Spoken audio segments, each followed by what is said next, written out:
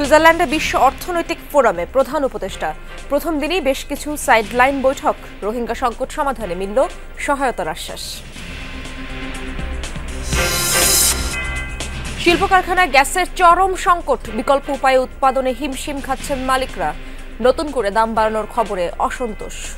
এখন যদি আবার বাড়ানো হয়, এটা আমাদের এই শিল্পকে ধ্বংস করার একটা প্রাইমারি একটা সিগন্যাল। আমি যখন এরকম একটা মূল্য বৃদ্ধি ঘটবে, তখন তো আমি ইন্ডাস্ট্রিটা আর চালাতে পারবো না।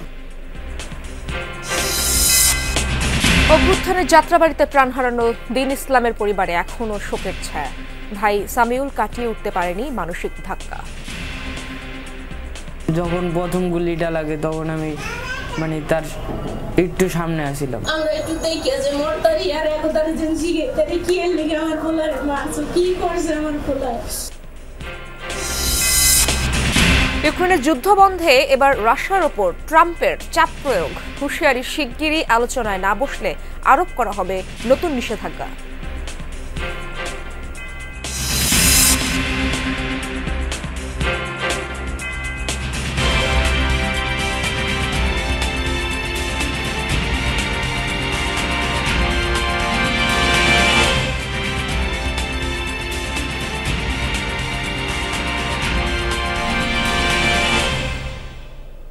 আমন্ত্রণ যমুনা নিউজে, আপনাদের সঙ্গে আছি আমি ইশরাত জাহান।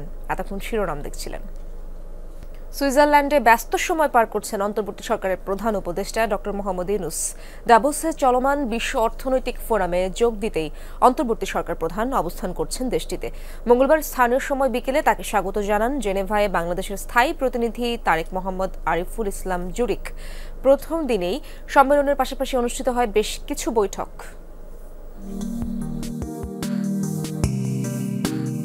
বাংলাদেশ সময় মঙ্গলবার বিকেলে সফর সঙ্গীদের নিয়ে এমিরেটস এয়ারলাইন্সের একটি ফ্লাইটে সুইজারল্যান্ডের দাভোস বিমানবন্দরে পৌঁছান অন্তর্বর্তী সরকারের প্রধান উপদেষ্টা ডক্টর মোহাম্মদ ইউনূস। বিশ্ব অর্থনৈতিক ফোরামের বার্ষিক বৈঠকের ফাঁকে প্রথম দিন সুইজারল্যান্ডে ব্যস্ত সময় পার করেন প্রধান উপদেষ্টা। জার্মান চ্যান্সেলর ওলাফ শোলজের সাথে করেন সাইডলাইন বৈঠক। এ সময় চ্যান্সেলর জানান বাংলাদেশের গণতান্ত্রিক রূপান্তরে সহায়তা করতে সর্বোচ্চ চেষ্টা করবে বার্লিন।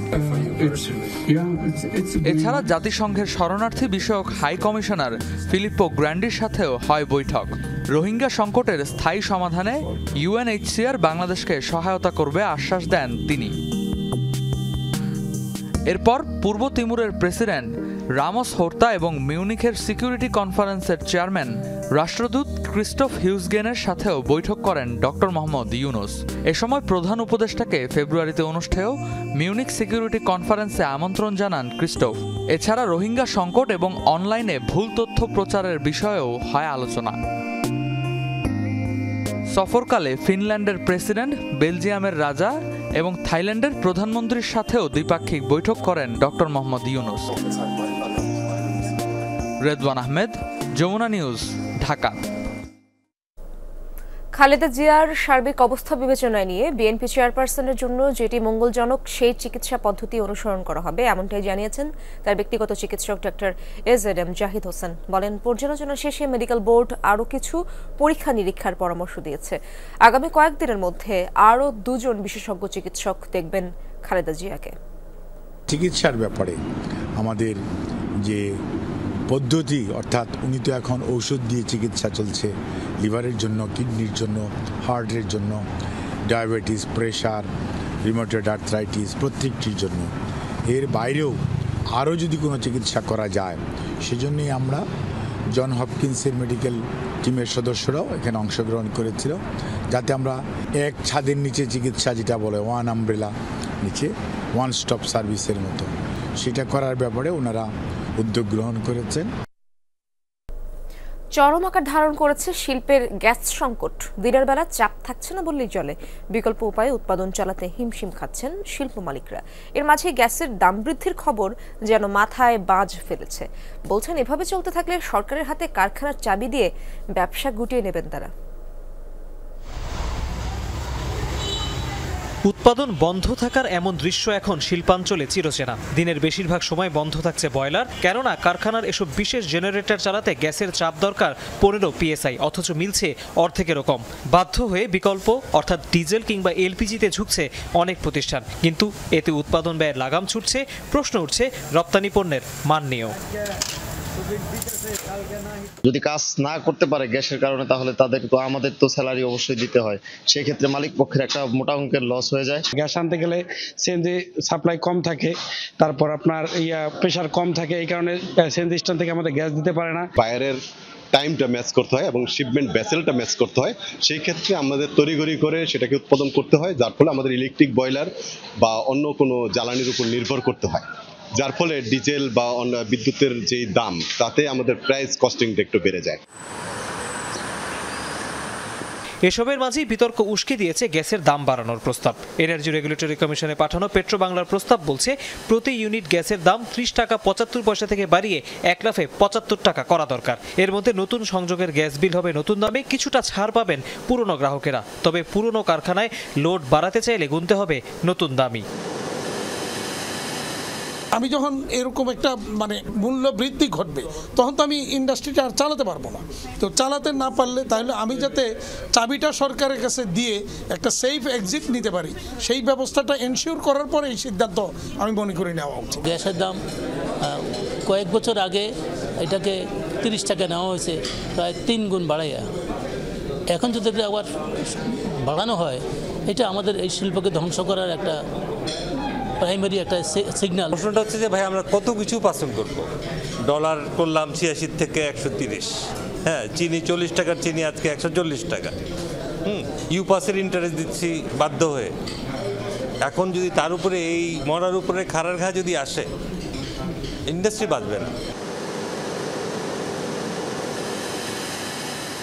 সবশেষ গ্যাসের দাম সমন্বয় করা হয় গেল বছরের 25 ফেব্রুয়ারি। তখন নির্বাহী আদেশে বিদ্যুৎ উৎপাদন ও ক্যাপটিভ পাওয়ারে প্রতি ঘনমিটারে দর 75 পয়সা হারে বাড়ানো হয়। তার আগে 2023 সালেও গ্যাসের দাম গড়ে 82% বাড়ানো হয়েছিল। সাথে সমন্বয় হয় বিদ্যুতের দামও। বলা হচ্ছে এর ফলে সরকারের 20,000 কোটি টাকার ভর্তুকি সাশ্রয় হবে। বলছে যে ঘাটতি সমন্বয়ের জন্য মূল্য বৃদ্ধি করা হবে, আইএমএফ ভর্তুকি দিতে দেবে না, একই কথা। তাহলে এই যে লুণ্ঠনমূলক ব্যয় বৃদ্ধি করে মুনাফা অর্জন করে যে জ্বালানি অপরাধ ঘটেছে, জ্বালানি অপরাধী হিসেবে যে সমস্ত মানুষ বিগত 15 বছর ধরে দাঁতিয়ে বেরিয়েছে, তাদেরকে এই সরকারের কার্যক্রম বা এই সরকারের এসব পদক্ষেপের মধ্য দিয়ে তাদেরকে সুরক্ষা দেওয়া হচ্ছে। গণশুনানি ছাড়া বিদ্যুৎ ও গ্যাসের দাম বাড়ানোর ক্ষেত্রে বিইআরসি নির্বাহী ক্ষমতা বাতিল করে এরই মধ্যে প্রজ্ঞাপন জারি করেছে অন্তর্বর্তী সরকার।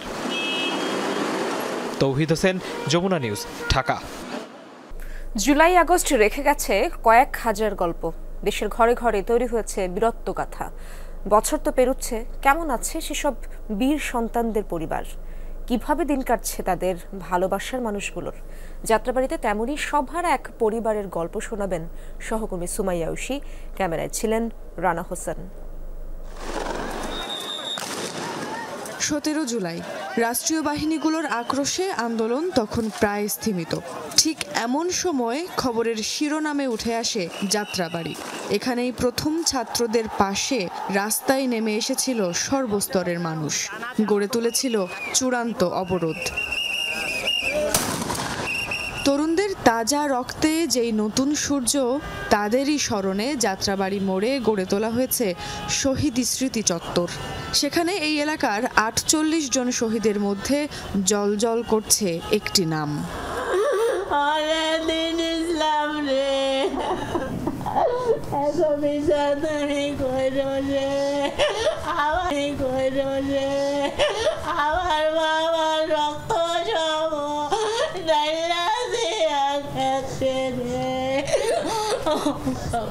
এই বুক ফাটা আহাজারি দিন ইসলামের মায়ের।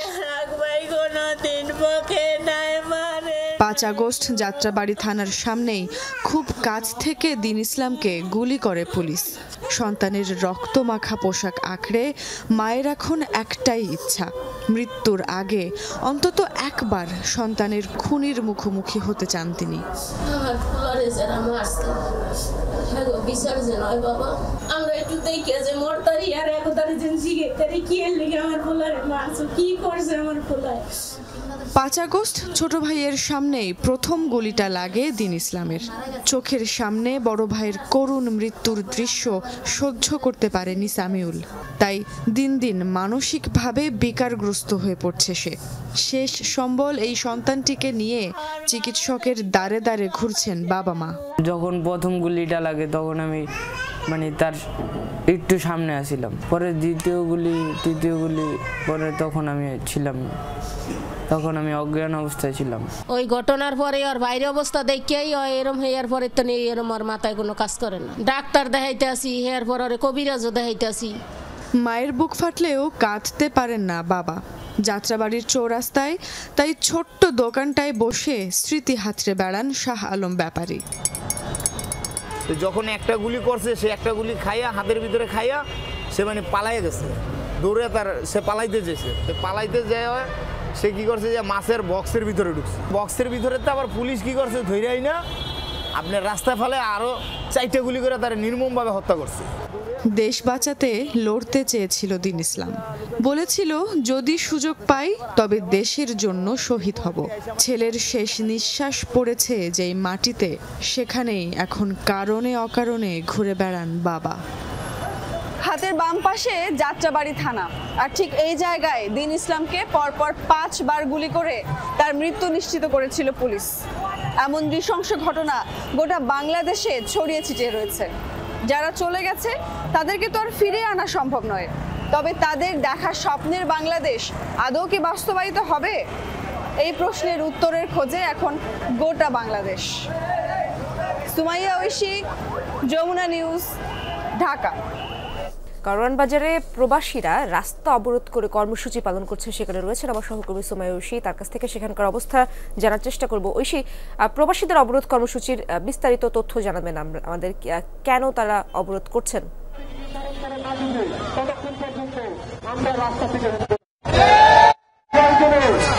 ইশরাত, সকাল মোটামুটি 9টা থেকে এখানে জমায়েত হতে শুরু করেছেন যারা আন্দোলন করছেন। তারা মূলত যারা মালয়েশিয়া যেতে ইচ্ছুক তারা এখানে জমায়েত হয়েছেন এবং তাদের দাবিগুলো জানাচ্ছেন। মূলত মালয়েশিয়া যেতে পারেননি যারা 31শে মের মধ্যে কলিং ভিসায়, তারা এখানে একসঙ্গে জমায়েত হয়েছেন এবং তাদের দাবি যে 20 ফেব্রুয়ারির মধ্যে তাদেরকে মালয়েশিয়া পাঠাতে হবে, না হলে তারা আরো কঠোর আন্দোলনে যাবেন। মূলত তাদের যে বিষয়টি তারা বলতে চাচ্ছে যে গত 31 মে ছিল কলিং ভিসায় মালয়েশিয়া যাওয়ার শেষ সময় এবং এই সময়ের মধ্যে আসলে তারা সমস্ত টাকা পয়সাও পে করেছেন, টাকা পয়সা আর কি পরিশোধ করেছেন। তবে যে বিষয়টি তারা জানাচ্ছেন যে সিন্ডিকেটের কারণে তারা যেতে পারেননি, যেই টিকিটের দাম বাড়িয়ে দেওয়া হয়েছে সে কারণে তারা যেতে পারছেন না।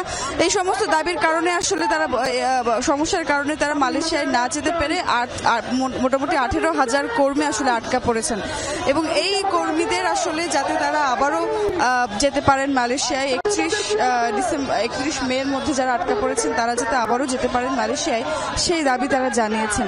এবং তারা বলছেন যে একজন অন্তত উপদেষ্টা পর্যায়ের কেউ এখানে এসে তাদের সঙ্গে কথা বলুক, এই দাবি তারা জানাচ্ছেন। এবং তারা বলতে চান যে তারা আসলে বিদেশে গিয়ে দেশের জন্য রেমিটেন্স আনেন, তবে তাদের সিন্ডিকেটের কারণে এইভাবে আটকে যাওয়া মোটেই কাম্য নয়, এটি তারা বলছেন। এবং তারা বলছেন যে যদি তাদের দাবি না মানা হয় তাহলে আরো কঠোর আন্দোলনে তারা যাবেন।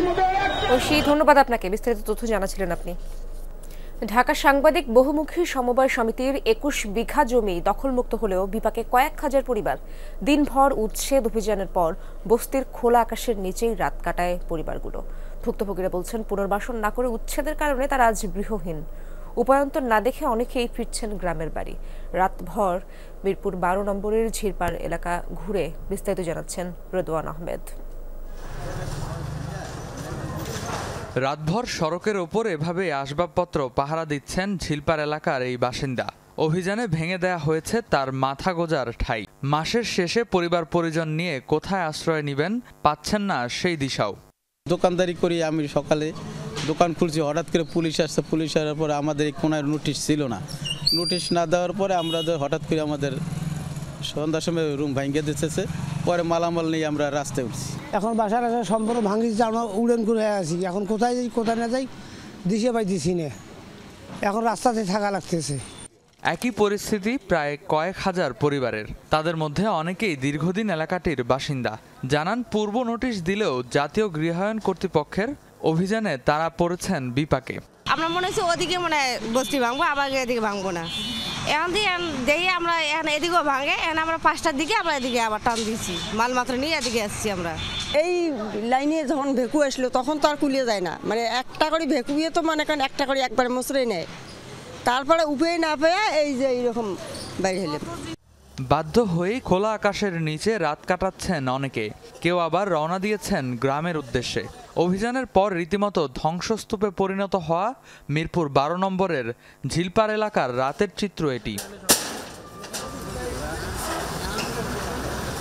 মূলত 2006 সালে সাংবাদিকদের আবাসনের জন্য বরাদ্দ দেয়া 7 একর জায়গা দীর্ঘদিন দখলে রেখেছিলেন স্থানীয় সাবেক এমপি ইলিয়াস মোল্লা।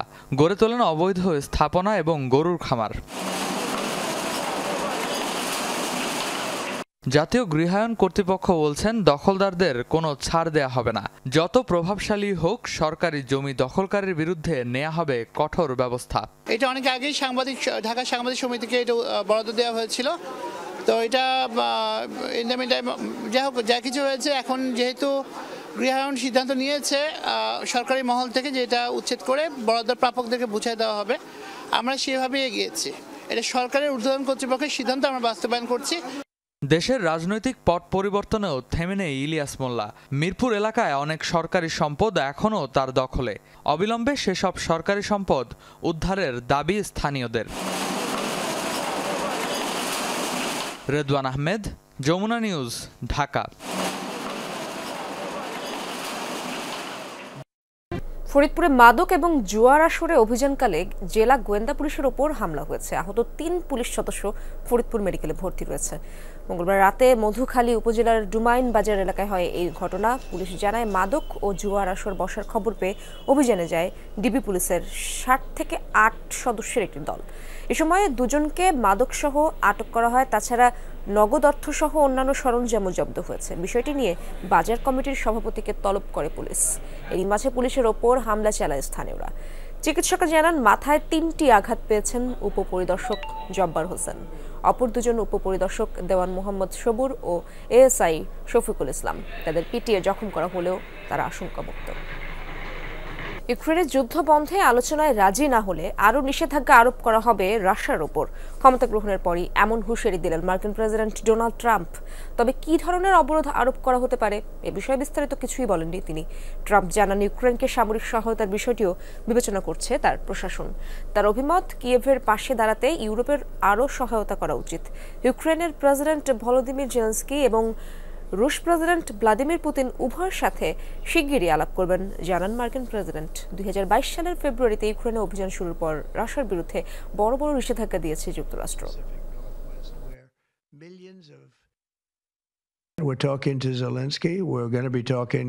বাইডেনের আমলে $200 বিলিয়ন বেশি দেয়া হয়েছে ইউক্রেনকে, অথচ রাশিয়ার হুমকি ইউরোপেই বেশি।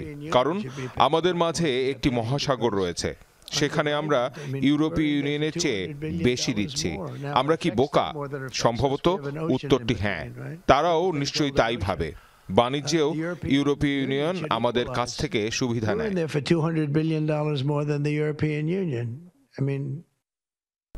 তল্লাশি অভিযানের নামে দখলকৃত পশ্চিম তীরের জেনিনে ব্যাপক আগ্রাসন চালিয়েছে ইসরায়েলি বাহিনী। মঙ্গলবারই 10 জনের মৃত্যু হয়েছে, আরও অনেকেই আহত।